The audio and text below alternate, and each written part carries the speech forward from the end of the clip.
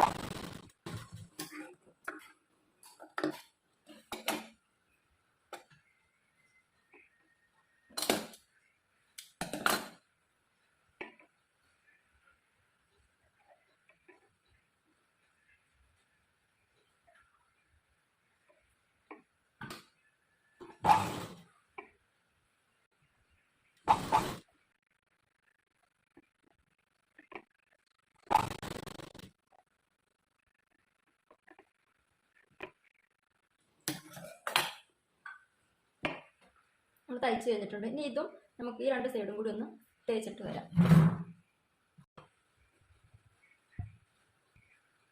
ഇതോടെ നമ്മുടെ ഫ്രണ്ടിലെ പാർട്ടിൻ്റെ പണി കഴിഞ്ഞു. നമുക്ക് ഫ്രണ്ടിലെ പാർട്ട് ഈ ഭാഗത്തെ പണി ഇവിടെ കഴിഞ്ഞിട്ടുണ്ട്. ഇനി നമുക്ക് ശ്രദ്ധിക്കേണ്ടത് ഇതിൻ്റെ തൊട്ട് താഴെയുള്ള ആ ഒരു ഷേപ്പ് എങ്ങനെയാണ് സ്റ്റിച്ച് ചെയ്യാന്നുള്ളതാണ്. അതുകൂടി നമുക്ക് സ്റ്റിച്ച് ചെയ്തിട്ട് വരാം. ഇനി ഈ ഒരു പാർട്ടാണ് നമ്മൾ സ്റ്റിച്ച് ചെയ്യേണ്ടത്. അപ്പോൾ ഇതെങ്ങനെയാണ് തയ്ക്കുക എന്നുള്ളത് നോക്കാം. നമുക്ക് ആദ്യം നെറ്റ് ഫാബ്രിക്കിനെ സെൻറ്ററിൽ വെക്കണം. നമ്മുടെ പുറത്തേക്ക് കാണുന്ന ഫാബ്രിക് ഏതാണോ അതിനെ ഇങ്ങനെ മേലെ നോക്കിയിട്ട് അതുപോലെ ഏറ്റവും കൂടെ ഫാബ്രിക് ഏതാണോ ഇതിലേക്ക് കറക്റ്റാക്കി വെച്ച് അതിനുശേഷം സ്റ്റിച്ച് ചെയ്യാൻ വേണം ഇവിടെ ഈ ഒരു രീതിയിൽ ഇങ്ങനെ സ്റ്റിച്ച് ചെയ്ത്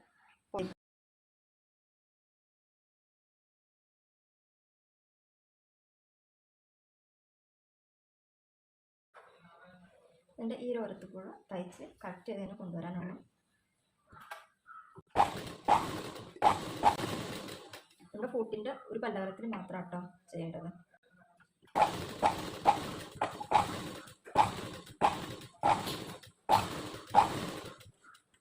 സെൻറ്റർ എത്തിക്കഴിഞ്ഞാൽ ഫൂട്ടിനെ അങ്ങനെ കുത്തി നിർത്തിയിട്ട് നല്ല ഇങ്ങോട്ടേക്ക് തിരിക്കാം.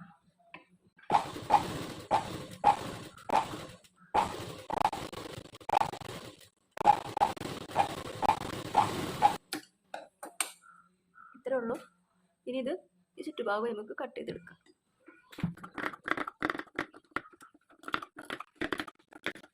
ഈ ഒരു രീതിയിൽ കട്ട് ചെയ്തതിന് ശേഷം നമുക്ക് ഈ ഭാഗങ്ങൾ ചെറുതായിട്ടൊരു വെട്ട് കൊടുക്കാം.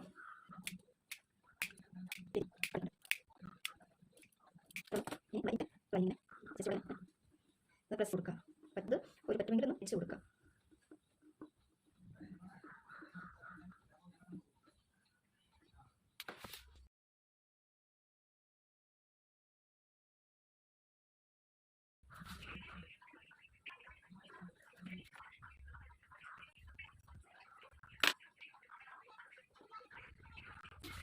തേച്ചെടുത്തിട്ടോ.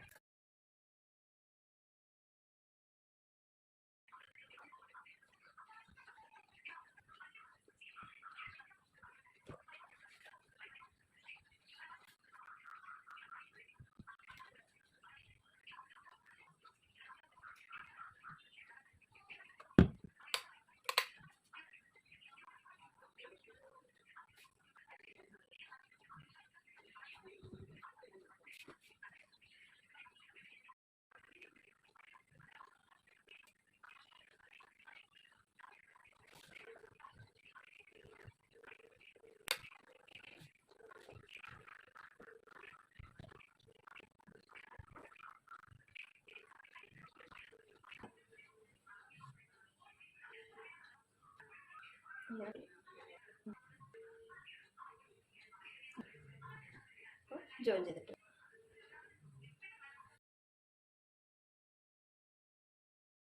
ഇത് സ്റ്റിച്ച് ചെയ്യുമ്പോൾ ഒരു പല്ലകലത്തിലൂടെയാണ് സ്റ്റിച്ച് ചെയ്യേണ്ടത് കേട്ടോ. എൻ്റെ അരികിലൂടെ സ്റ്റിച്ച് ചെയ്യാതെ തൊട്ട് കുറച്ച് കയറിയിട്ടൊരു പല്ലകലത്തിലൂടെയാണ് സ്റ്റിച്ച് ചെയ്ത് വരേണ്ടത്. സെൻറ്റർ ഭാഗം എത്തുമ്പോൾ നമ്മുടെ സൂചി കുത്തി നിർത്തിയിട്ട് കുറച്ച് തെന്നിച്ച് വെച്ചിട്ട് വേണം വീണ്ടും സ്റ്റിച്ച് ചെയ്യാൻ.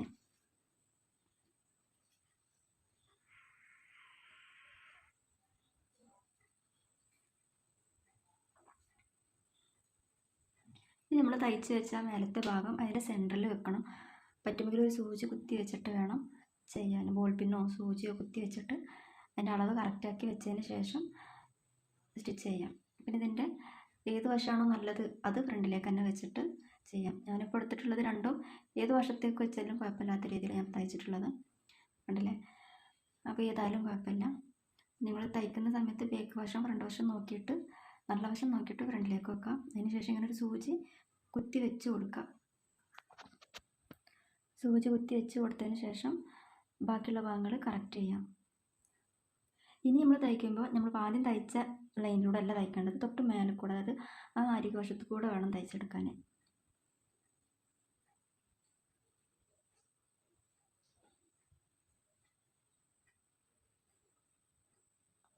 ഞാൻ ആ സൂചി അവിടെ നിന്ന് എടുത്തിട്ട് മാറ്റിയിട്ടുണ്ട്. എന്നിട്ട് കറക്റ്റ് ചെയ്ത് വെക്കുകയാണ്. വെച്ചതിന് ശേഷം അതിൻ്റെ അരികവശത്ത് കൂടെ സ്റ്റിച്ച് ചെയ്ത് വരിക. ഇപ്പോൾ രണ്ട് സൈഡിലും സ്റ്റിച്ച് വന്ന പോലെയായി. ഇതിൻ്റെ ഈ തയ്യൽ തുമ്പ് മേലേക്ക് പൊങ്ങി വരില്ല.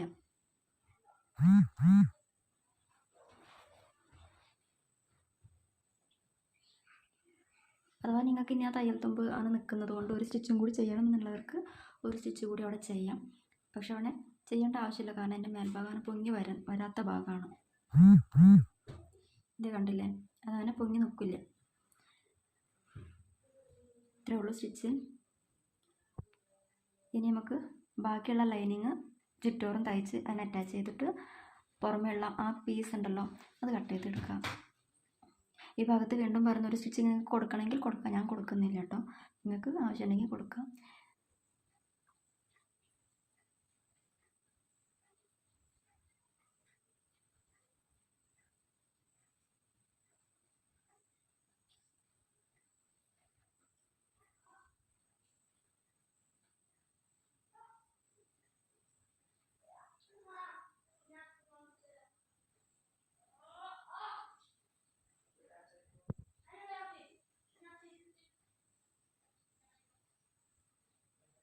ബാക്കിയുള്ള വേസ്റ്റ് ക്ലോത്ത് കട്ട് ചെയ്ത് മാറ്റാം. ഇതോടെ ഫ്രണ്ടിലെ ഈ പാർട്ടിന് ഫിനിഷായി, ഫുള്ള് പണി കഴിഞ്ഞിട്ടുണ്ട്. ഇനി നമുക്ക് ബാക്കിലെ പാർട്ടാണ് സിബ് വെച്ച് ചെയ്യേണ്ടതുള്ളൂ.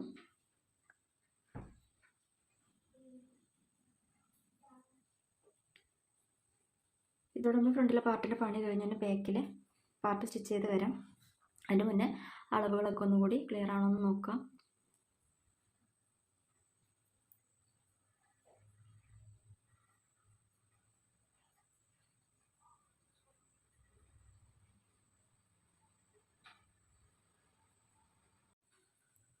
അളവുകളൊക്കെ ക്ലിയർ ആണെന്ന് കണ്ടു കഴിഞ്ഞാൽ നമുക്ക് നേരെ ബാക്ക് ഭാഗം സ്റ്റിച്ച് ചെയ്തെടുക്കാം. ഇത് ഇത്രയേ ഉള്ളൂ. ഇത് മാറ്റി വെച്ചിട്ട് നമുക്കിനി ബാക്കിലെ ഭാഗം സ്റ്റിച്ച് ചെയ്യാം.